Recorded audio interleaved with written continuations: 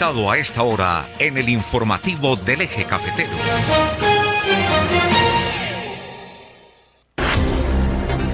Son las 8 de la mañana y a esta hora el invitado es el doctor Carlos Julio González Villa. Él es psicólogo clínico, senador de la República de Colombia por el Partido Cambio Radical. Doctor Carlos Julio, un placer saludarlo a esta hora de la mañana. Buenos días, ¿cómo está? Muy buenos días, un saludo muy especial para todos y cada uno de ustedes. ¿Cómo amanece la capital del país? ¿Cómo está ese clima? ¿Cómo está ese ambiente en Bogotá a esta hora? Gris, nublado y con la expectativa de qué va a suceder hoy en este momento polarizado y tan complejo que vive la nación y en donde el centro, por supuesto, es Bogotá, debido a lo que se espera sea la discusión sobre la reforma laboral en la Comisión Séptima del Senado y las movilizaciones que simultáneamente se darán en esta agitación social que vivimos. Doctor Germán Aguirre Muñoz, nuestro invitado a esta hora de la mañana. Le doy los muy buenos días, me place mucho saludar al doctor Carlos Julio González, mi excompañero allí en la Cámara de Representantes, en el Senado de la República. Tuvo la oportunidad de ser gobernador de su departamento, del Huila, con una gestión bastante importante, que lo tiene hoy nuevamente como senador de la República. El balance de lo que ha sido este nuevo periodo legislativo, doctor Carlos Julio. Saludándolo con inmenso afecto y con el mismo aprecio de siempre, doctor Germán Aguirre, y vuelvo a mencionar algo que dije en alguna ocasión anterior donde pudimos comunicarnos con ustedes. Hace falta en el Congreso en este momento. Usted siempre fue miembro de las comisiones séptimas y es donde precisamente hoy está la almendra de esta discusión nacional, en una enorme polarización y sin argumentos, en donde se ha perdido la capacidad de analizar sincera y tranquilamente los temas que benefician o afectan a los ciudadanos. Pues tenemos una agenda muy compleja. Yo me he dedicado a los temas de mi experticia. Estoy dedicado como presidente de la Comisión de Salud Mental del Senado a promover uno de los temas que me parece que más están afectando a la población colombiana. Lo hemos descubierto después del COVID-19 y hoy hay una realidad que desnuda las estadísticas graves en relación con la salud mental. De cada 10 niños, entre 4 y 5 están padeciendo algún síntoma relacionado con deterioro de su salud mental. Nos viene ganando la partida la violencia escolar, la violencia intrafamiliar. Venimos observando con enorme preocupación el aumento del consumo de sustancias psicoactivas, la deserción escolar y todo lo que está relacionado con el desarrollo de la infancia y la juventud colombiana, que es mi mayor preocupación. De la mano de ello, pues estamos con los temas salud. Hay una crisis enorme en el modelo, la hemos venido advirtiendo. Estoy elaborando un documento que vamos a proponerle en los próximos 15 días a la plenaria del Senado sobre 10 puntos, a ver si estamos de alguna manera este momento crítico que está viviendo la salud en Colombia, en donde está colapsando desabastecimiento de medicamentos oncológicos y otros, cierre de unidades pediátricas, de unidades de cuidados intensivos pediátricos, enormes problemas en el suministro de tratamientos para personas con cáncer. Lo que estamos observando es de verdad crítico y está produciendo como consecuencia un colapso del sistema de salud. Debemos hacer algo inmediatamente. Entonces estoy dedicado a estos temas de la mano del año legislativo de lucha contra el cáncer que logramos promover, en donde esperamos que esta enfermedad que nos va ganando la partida, cada año 114,000 colombianos entran en nuevos diagnósticos de cáncer. Hoy ya son cerca de 500,000 personas las que están viviendo, padeciendo y enfrentando diferentes diagnósticos de cáncer. Muchos de ellos eran prevenibles, anticipables o tratables, posiblemente tratables con mayor capacidad de éxito si se hubieran detectado a tiempo. Por eso estamos dedicados al diagnóstico temprano, al autoexamen, a los diagnósticos oportunos y a los tratamientos inmediatos en materia de cáncer y otros temas relacionados con educación. A propósito, apreciado doctor Germán, sobre una entrevista que ustedes muy amablemente me hicieron el año anterior relacionado con el proyecto de educación emocional que introduce en Colombia la educación emocional como una de las alternativas para ser factor protector de tantos problemas de la juventud en la infancia colombiana. Le falta un debate en la plenaria de la Cámara para convertirse en ley de la República. Así que avanzamos con la agenda que a mí me corresponde, siendo foros, audiencias, trabajando con universidades en una alianza seria y juiciosa que está dando resultados en esta agenda, pero que es casi invisible ante la coyuntura y ante la polarización que tiene el país, que lamentablemente están los temas de hoy, pero no en los temas profundos y en los temas del mañana, sobre todo para la infancia y la juventud. Doctor Carlos Julio González, usted como buen psicólogo pues se ha dado la tarea y pues eso lo tiene también como presidente de la Comisión de Salud Mental del Senado de la República. Hablemos un poco de este proyecto que llama mucho la atención, un proyecto de ley para regular las neurociencias y las neurotecnologías. ¿Cómo es esta iniciativa? ¿Cómo es este proyecto? Pues le voy a comentar una incidencia acerca de cómo nació este proyecto de ley sobre lo que se denomina neuroderechos. Un hijo mío en su momento, estudiante de la Universidad de los Andes, me habla sobre un profesor que precisamente venía trabajando en temas relacionados con el grupo de análisis de datos y protección de datos desde el punto de vista del derecho. Y me dice que el profesor está interesado por mi perfil profesional en hablar conmigo sobre algo que se denominaban o se denominan neuroderechos. Es algo muy nuevo, realmente nace en el 2023 y es algo en lo que pocos países latinoamericanos han avanzado. Tal vez solamente Chile, que logró incorporarlo en su constitución, apenas con un principio enumerativo, y México y Brasil, que inician también el trabajo en esta materia. Cuando conozco al profesor Nelson Remolina de la Universidad de los Andes, arrancamos a trabajar inmediatamente con la rectora actual de la Universidad de Rosario, la doctora Ana Gómez, y con la doctora Diana Bernal, que es la directora de la maestría de Bioderecho y Bioética de dicha universidad, y mi equipo de trabajo, y empecé a comprender el alcance de lo que tiene que ver con esto que llaman los neuroderechos. Finalmente, estamos hablando de lo que está sucediendo hoy en estos inmensos avances de la tecnología y de las neurociencias, que es la capacidad, que cada vez avanza más, para registrar, interpretar e intervenir la actividad cerebral en sus diversas mediciones, electrofísicas y electroquímicas. Y esto tiene que ver con un dato que surge de esas mediciones y que es único en cada cerebro. Se denomina el neurodato. Es como una huella dactilar en cada ser humano. Los datos que cada uno de nosotros tiene son muy individuales y son también, nos describen en la diferencia humana. Estos neurodatos empiezan a acumularse y empiezan a volverse en datos sensibles, ultrasensibles, y tienen que ver con la ausencia que tenemos nosotros todos acerca del potencial que tienen. Pueden ser comercializados, podrían tener fines de lucro, podrían utilizarse para fines diferentes a los que hasta hoy se han utilizado en general, que son los usos médicos y que han tenido muy buenos resultados. Entonces nuestro proyecto de ley intenta promover la investigación científica, pero con énfasis en salud, para enfermedades psiquiátricas y neurológicas, también neurodegenerativas, como el Alzheimer, el Parkinson, la epilepsia y otras, en donde queremos seguir avanzando para proteger. Pero también estamos conscientes de que el uso abusivo o el uso no previsible de esta investigación con fines comerciales, lucrativos y de otra índole podría tener consecuencias sobre la privacidad, la intimidad, la integridad y la protección de esos datos cerebrales de cada uno. Entonces nos estamos anticipando a lo que se viene para generar unos nuevos derechos que son derechos emergentes, con la capacidad de comprender que esos avances científicos también van de la mano con la posibilidad de que se nos pueda manipular desde ese conocimiento de esos datos nuestros y podamos tener enormes dificultades en donde se empiece a comercializar o a lucrar inadecuada y abusivamente sobre ese conocimiento cerebral de cada uno de nosotros. Lo que le estoy entendiendo, senador Carlos Julio González, es que así como nosotros en nuestros dedos tenemos una huella dactilar, esa huella dactilar también existe en el cerebro que puede medir de cierta forma nuestra actividad cerebral. ¿Es eso exactamente? Exactamente. Y al medir, interpretar e incluso intervenir, como ya se está haciendo, a través de diversos dispositivos, desde las neurotecnologías. Hoy Neuralink es un dispositivo implantado que ya está en este momento siendo trabajado en un paciente con tetraplegia, en donde básicamente hay una interfase entre el pensamiento y el movimiento.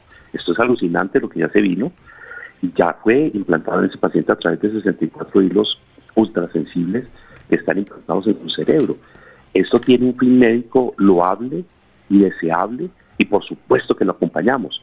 El problema va a ser cuando los fines no sean médicos. Ya lo estamos viendo a través de cascos y otro tipo de dispositivos, lo ve uno a través de la realidad aumentada, lo ve uno en otro tipo de actividades que tienen que ver con actividades recreativas y de otra índole, en donde cuando ya ese conocimiento sobre el cerebro humano, esa posibilidad de modificar el funcionamiento cerebral, modificar su funcionamiento eléctrico y bioquímico o electrofísico, tenga otro tipo de fines y otro tipo de propósitos, alterando incluso la identidad de ese ser, que es único, como usted bien lo dice, es su huella dactilar, su propio funcionamiento cerebral. Sí, es decir, lo que no es posible es leerle, por ejemplo, la mente a las personas. No, pero sí puede, a través de estos mecanismos, estos dispositivos, empezar a hacer inferencias, como ya lo hace la inteligencia artificial. Usted hoy coge un dispositivo en una plataforma, cualquiera que sea, y se detiene un segundo más en, por ejemplo, imágenes que estén relacionadas con vivienda o interés, o temas ambientales, o temas de farándula, o temas estéticos, y observa cómo cada vez le van saliendo más ese tipo de temas y lo inundan inclusive, porque los algoritmos inferir sobre esa actividad ya es emocional y comportamental, es cognitiva, y empiezan a inferir precisamente a partir de esa inteligencia artificial cuáles son sus gustos, cuáles son sus preferencias, qué cosas lo emocionan. Esto desde la inteligencia artificial. Ahora imagínese cuando esto se mezcla con el verdadero conocimiento interno de cómo funciona cada cerebro, cómo funciona a través de su actividad eléctrica, electrofísica y bioquímica. Entonces lo que estamos previendo es que hacia el futuro tenemos unos enormes riesgos de abuso de ese conocimiento que desde la ciencia se está hoy prodigando para otros usos y para otros fines que no sean estrictamente los de la salud. Estoy leyendo acá por internet, doctor González, que los humanos no pueden leer literalmente las mentes de los demás, pero pueden crear modelos mentales para intuir efectivamente los pensamientos y sentimientos de las personas. Claro. Entonces usted a través, por ejemplo, hoy, porque lo podemos hacer, de una tomografía axial computarizada o de una resonancia nuclear magnética, ya hoy puede sacar inferencias acerca de esos datos que ya hoy obtenemos de una persona, que hoy los utilizamos desde el punto de vista médico y para fines médicos, ya sea de diagnóstico, de tratamiento de estas enfermedades, podría desbordar ese campo sin el consentimiento de la persona y empezar a obtener de esa información nuevos usos que no sean los médicos, incluso entregar esos usos a otro tipo de redes que no tienen que ver con salud. También dice, el cerebro utiliza un complejo extremado de circuitos para leer, ubicados en mayoría en el hemisferio izquierdo. El proceso de lectura comienza en el lóbulo occipital, área encargada de reconocer los estímulos visuales como las caras y las formas. Esto unido a la inteligencia artificial, a lo que se ha investigado, a los avances de la tecnología, ¿cómo describirlo? Exactamente, y su claridad es perfecta para explicar esto. Las inferencias que hoy podemos hacer, muy altas, hoy con los dispositivos, instrumentos y la capacidad instalada que hay hoy ya para poder hacer predicciones acerca de lo cognitivo, emocional de un ser humano. O sea, ya hoy se pueden hacer inferencias. Producto de eso, lo que estábamos describiendo acerca de la inteligencia artificial y cómo ya empiezan a manipular con lo que se denomina la sociedad del consumo y las tendencias para aprovechar ese conocimiento que ya se tiene hoy sobre el consumo. Horas de mayor receptividad neuronal para mensajes relacionados con alimentación, por los temas que tienen que ver con los ciclos biológicos del apetito, o los colores que deseen utilizar, por ejemplo, para el aprendizaje, pero también para los comerciales, específicamente desde el punto de vista visual, y cómo funciona el sistema cerebral desde el punto de vista occipital, como usted muy bien lo menciona, tono, decibeles, palabras que llegan y hacen eco en esa resonancia neuronal y que mueven el cerebro. O sea, ya hoy tenemos cómo, y por eso existe sin duda alguna, toda una investigación acerca de esto que tiene que ver con la sociedad de consumo y el funcionamiento del cerebro, que ya lo están utilizando de múltiples maneras. Pero este es un conocimiento hasta ahora en general inferido y externo. El peligro que tenemos ahora es del conocimiento interno a través de implantes y a través de el avance y la sofisticación que cada vez están teniendo más las capacidades de medición, de interpretación, pero también, escuchen que es lo más importante, de la posibilidad de incidir y modificar actividad cerebral, como ya se está haciendo en algunos casos, por ejemplo para el Parkinson o para la epilepsia, en relación con el movimiento voluntario, o utilizan para eso, pero podrían utilizarse también para modificar la actividad cerebral, conociendo cómo se mueve el cerebro y ya cómo se desarrollan sus diversos procesos para otros fines que tengan que ver con la manipulación de las decisiones o de emociones o de todo el tema relacionado con el componente cognitivo cerebral.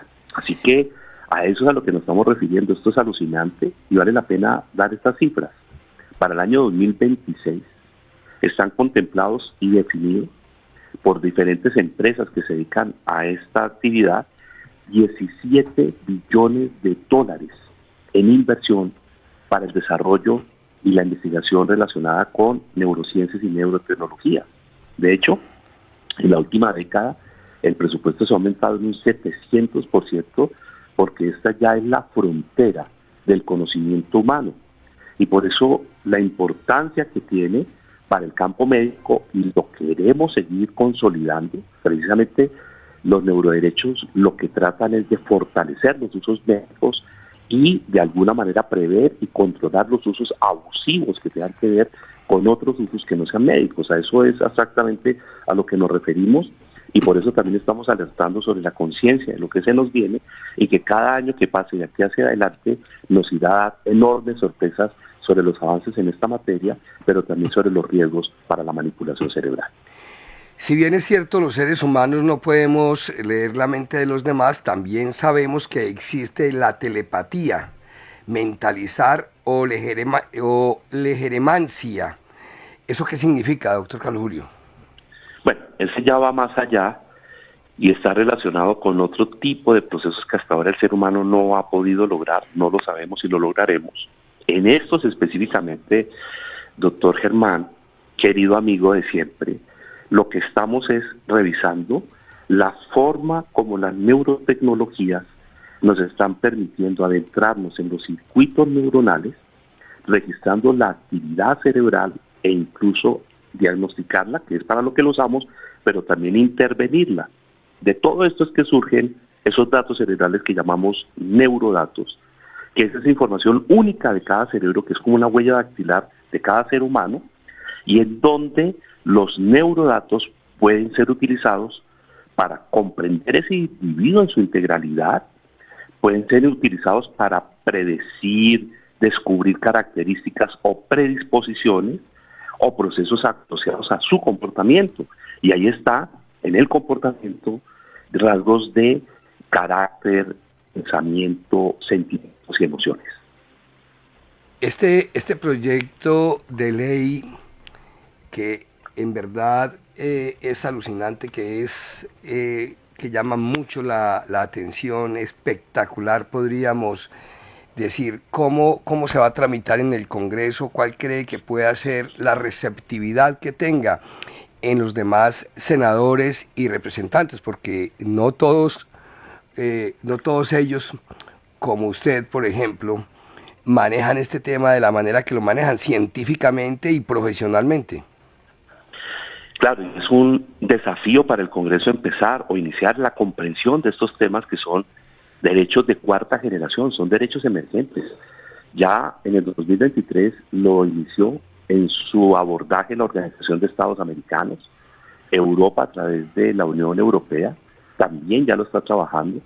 Entraron a través de otro tipo de entendimiento y comprensión, porque ellos están en tratamientos de datos personales, y en ese datos de tratamientos personales ultrasensibles. y empezaron a comprender la importancia que tiene esto. Es que aquí, además de los usos médicos, que insisto, los promovemos, los protegemos, los motivamos, pues está, y además vale la pena decir algo, doctor Germán, 1 de cada 3 personas hoy están padeciendo una enfermedad psiquiátrica en el mundo, y 1 de cada 8 personas una enfermedad neurológica. Así que avanzar en el diagnóstico y tratamiento es un logro enorme para la humanidad, y es un tema que acompañamos absolutamente de forma clara. Pero cuando el uso es contrario a esto que llamamos la dignidad humana, pues nos enfrentamos a una serie de dilemas de carácter moral, ético, jurídico y social. Y es ahí donde empezamos a ver que podría ser convertible, manipulable esta información y estos nuevos hallazgos, y podría afectar autonomía de un ser humano, identidad, podría afectar su vida mental privada, su integridad, e incluso podría afectar su libertad de decisión, porque también se está descubriendo cómo es que tomamos decisiones a través de esa actividad y esos procesos cerebrales. Espero que el Congreso, que este es un proyecto que va a la Comisión Primera, hoy ya hay 17 proyectos de ley de inteligencia artificial en diversas perspectivas. Incluso en el orden del día de hoy tenemos 3 proyectos de regulación y de normatización de inteligencia artificial. Este es un tema que se nos viene encima, y de qué manera. Este proyecto, cuando se empieza a entender desde la inteligencia artificial, empieza a ser comprensible por los retos y los desafíos que trae.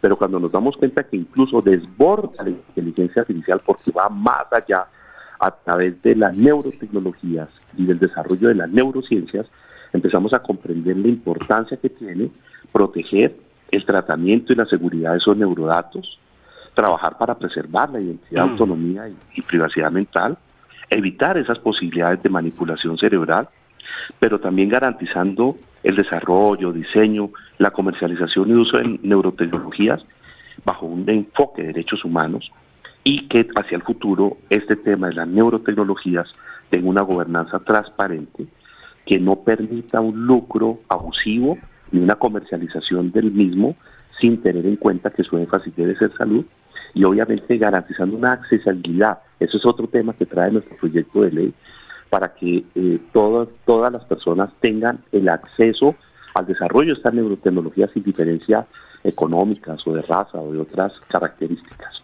Así que el objetivo es proteger la actividad humana y derechos fundamentales desde establecer principios para la investigación y el desarrollo de esta aplicación de neurociencia y neurotecnologías. Estas neurotecnologías definitivamente, como lo decías al comienzo, apuntan a que se puedan, digamos, controlar, manejar. Ya me dirás si de pronto llegar a sanar enfermedades como el Alzheimer, el Parkinson, la epilepsia, o otros tipos de trastornos psicológicos, mentales. A eso es lo que apunta directamente esta investigación. Exactamente, doctor Germán. Exactamente interpretado, a eso apunta. Se está desarrollando enfermedades.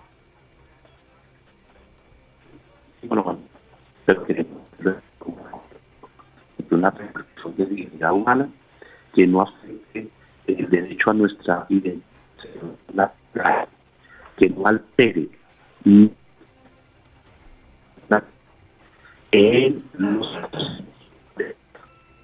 de otra naturaleza, y ayuda a decir le pedimos el favor, a ver si se ubica un poquito mejor, que acabamos de perder un poquito la señal. Hay una interferencia. Ahí, ¿qué tal, doctor?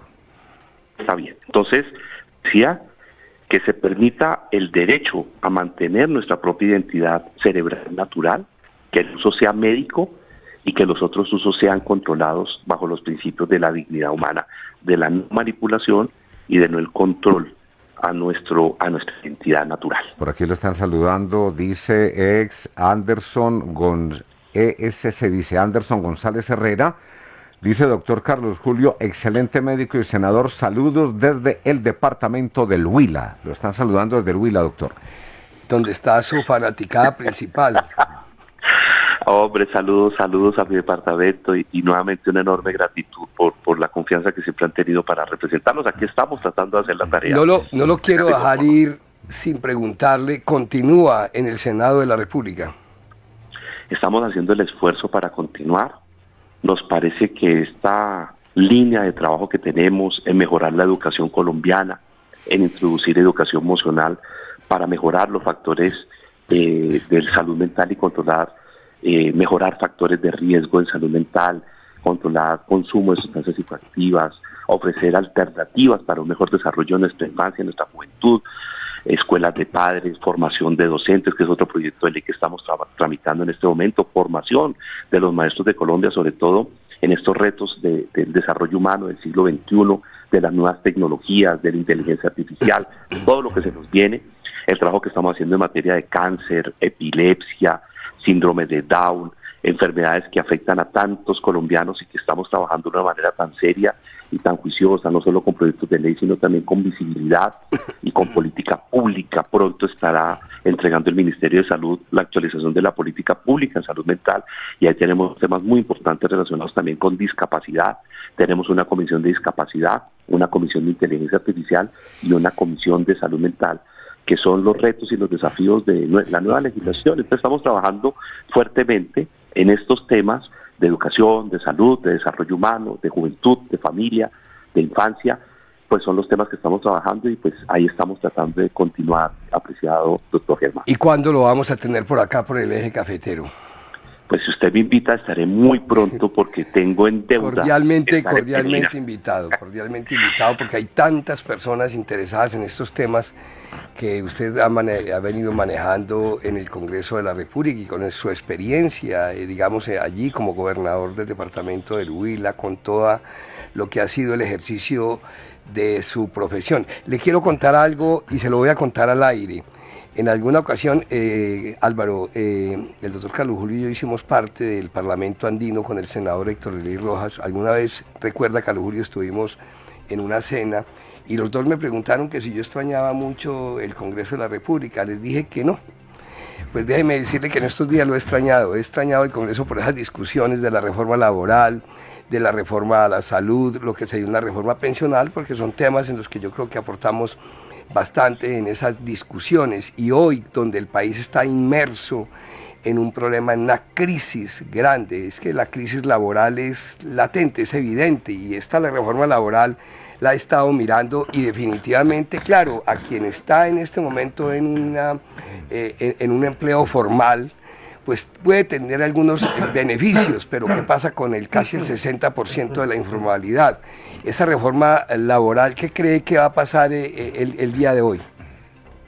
Muy complejo y es la tercera vez que lo menciono en una entrevista anterior, al inicio de esta conversación hoy y en este momento.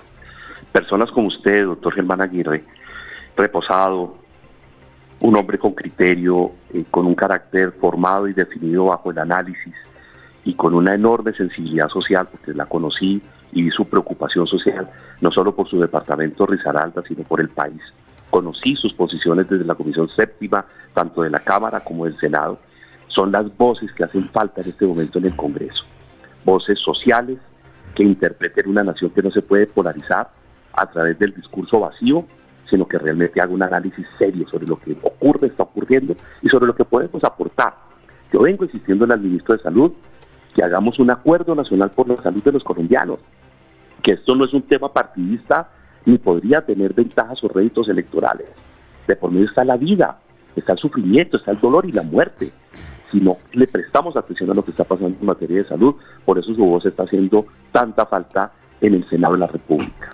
Lo que va a pasar hoy es muy duro y difícil, incluso impredecible de describir, porque mientras que están las marchas y obviamente la expectativa de un país que ha sufrido mucho en relación con mejorar sus condiciones de vida, también hay una ley que no responde exactamente a esas expectativas, ni a esa ilusión, ni a esa esperanza, y que tiene muchísimos temas de dónde cortar y de dónde, lamentablemente, definir que no todo lo que hay ahí es positivo. Efectivamente, ni aumenta empleo, ni combate informalidad. lamentablemente. Ahora, si nos preguntan si estamos de acuerdo con que reconozcamos la jornada nocturna y con que compensemos al trabajador por sus horas extras, festivos y dominicales, yo personalmente debo decir que sí, pero es que ese es un solo punto de más de 60 puntos que tiene la reforma laboral, y en muchos de ellos no compartimos una visión que lamentablemente no mejora ni produce ni empleo ni disminuye informalidad.